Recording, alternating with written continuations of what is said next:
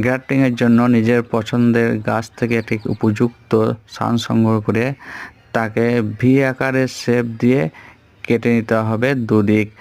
এবার ভি আকারের শেপ দিয়ে কাটা হয়ে গেলে এবার একটি রুটস্টক নিতে হবে। রুটস্টকটি 1.5 ফুটের ওপরে কেটে দিতে হবে, 1.5 ফুট উপরে।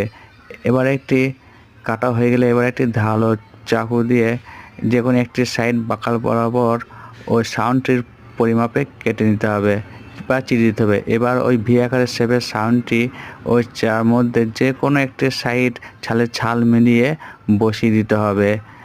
এবার একটি পলি টেপ দিয়ে ওটি হালকা টাইট দিয়ে সাইন বরাবর জড়িয়ে দেবো।